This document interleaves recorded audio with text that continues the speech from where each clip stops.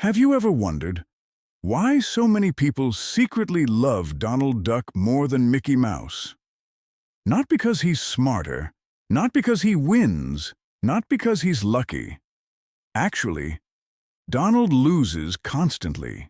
He gets angry, he fails jobs, he struggles with money. Life humiliates him almost every single day. And yet, millions of people across generations see themselves in him more than any perfect hero ever created. Because Donald Duck isn't just a cartoon character. He's a philosophy. A philosophy about surviving life when life refuses to be fair. And today, we're diving into the hidden philosophy behind Donald Duck. When I was a kid, Donald Duck was my hero. Not Superman, not Batman, not even Mickey Mouse. Donald. And the older I got, the more I realized why. Donald represents something fiction rarely respects: the ordinary struggler. The person trying their best in a world designed for someone else to win. He works countless jobs. He's constantly in debt to Scrooge McDuck. He takes care of Huey, Dewey, and Louie with genuine love. And despite everything, life keeps punching him in the face.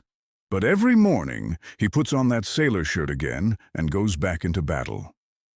That's what makes Donald special. Not success, persistence. And here's the crazy part. This idea actually exists. There's a real cultural phenomenon called Donaldism. In parts of Europe, and especially Germany and Scandinavia, scholars and fans analyzed Duckburg almost like a real society. The term Donaldism appeared decades ago. People studied Donald psychologically, socially, even philosophically. Why? Because Donald Duck accidentally became one of fiction's greatest representations of human struggle, especially through one important character, Gladstone Gander. What if I told you Donald Duck is one of the most philosophical characters ever created? Sounds ridiculous, right? He's just an angry cartoon duck. He screams. He fails constantly. He gets humiliated by life every single day. But here's the strange thing.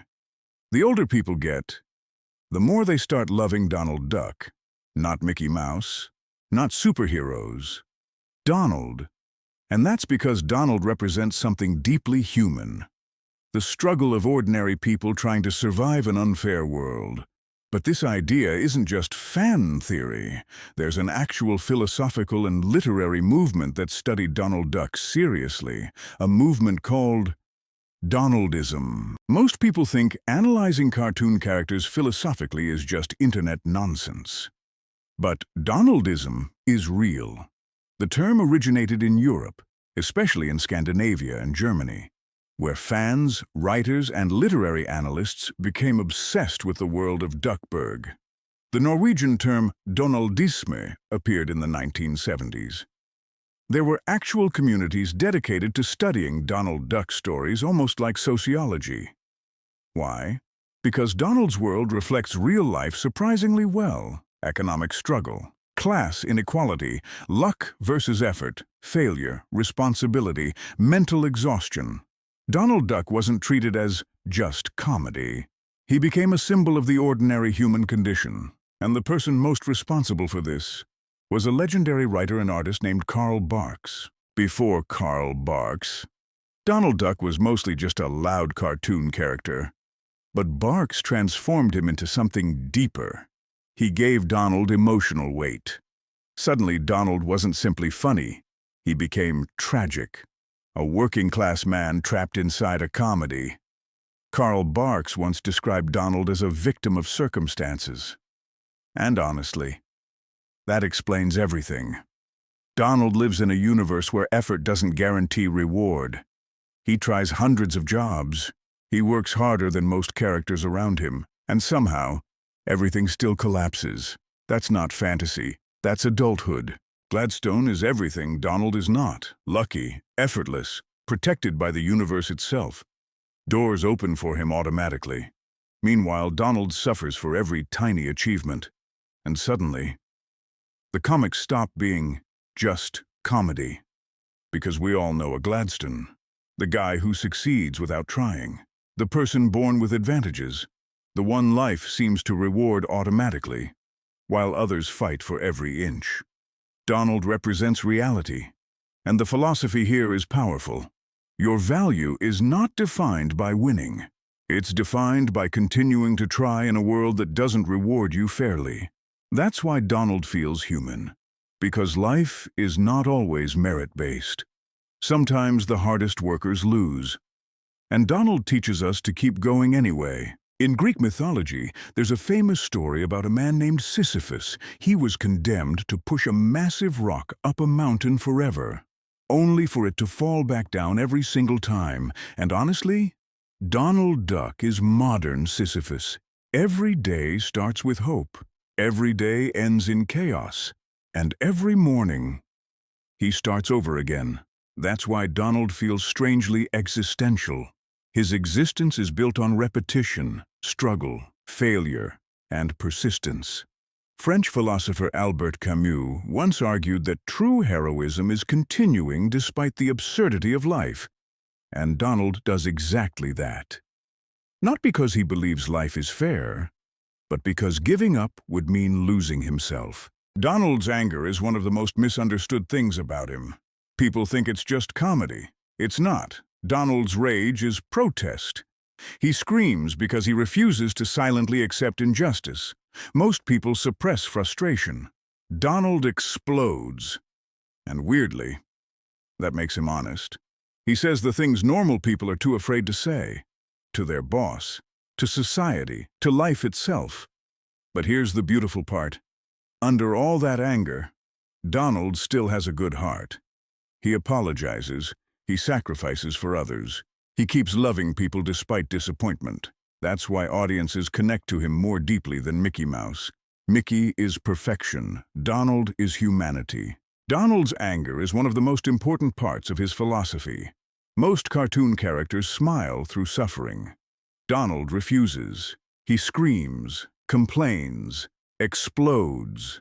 And honestly, that makes him more emotionally real than almost any Disney character. His anger represents protest against injustice. He's not calm, because life gives him no reason to be calm. And what makes this even more powerful is that underneath all the rage, Donald still has kindness inside him. He still protects Huey, Dewey, and Louie. He still sacrifices for Daisy. He still helps Scrooge despite everything. Sometimes he even apologizes after losing control, which makes him feel deeply human. Because real goodness isn't perfection. Real goodness is remaining kind despite frustration.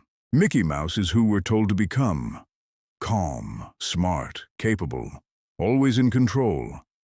But Donald is who we already are. Exhausted in the morning, overwhelmed by responsibilities, trying to survive bills, work, family pressure, and bad luck. Mickey is the role model. Donald is the mirror, and people don't emotionally bond with perfection, they bond with honesty. That's why Donald survived generations. Because he reflects the part of humanity nobody talks about enough. The courage of continuing while emotionally tired. What makes Donald even more human is that his dreams are incredibly small.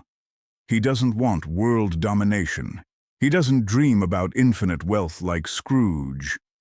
Donald just wants a comfortable couch, a peaceful nap, a stable life.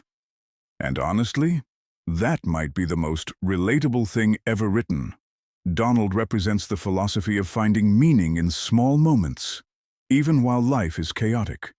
A tiny moment of peace, a short laugh, a quiet evening after a terrible day.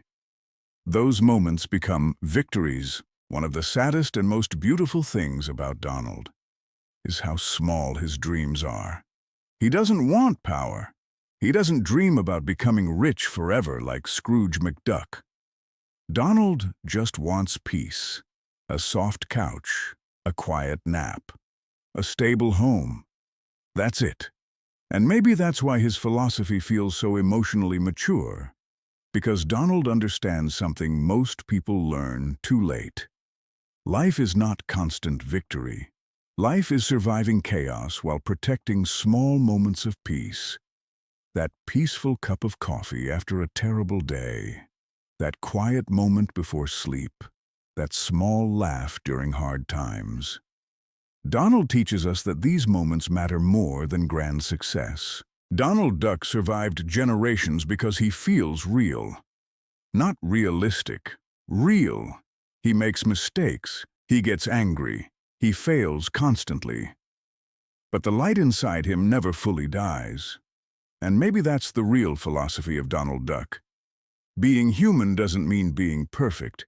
It means continuing despite exhaustion, continuing despite disappointment, continuing despite life refusing to become fair. That's why we secretly want Donald to finally rest someday. Because when we look at him, we're really looking at ourselves. And maybe the greatest form of heroism is simply waking up tomorrow and trying again. The truth is, we all secretly want Donald Duck to finally rest, to finally catch a break. Because when we look at him, we see ourselves. And maybe that's the real reason Donald Duck became immortal. Not because he wins, but because he survives. He fails. He gets angry. He breaks down. Life humiliates him again and again. And somehow, he still wakes up the next morning and tries one more time. That's not weakness. That's one of the purest forms of human courage. Donald Duck teaches us something most stories forget. You don't need to be perfect to be worthy. You just need to keep going. Maybe the greatest heroes aren't the ones who save the world. Maybe they're the ones who survive another ordinary day. If you enjoyed this video, subscribe for more deep dives into the hidden philosophy behind comics, movies, and fictional characters. And tell me in the comments, which fictional character feels the most human to you?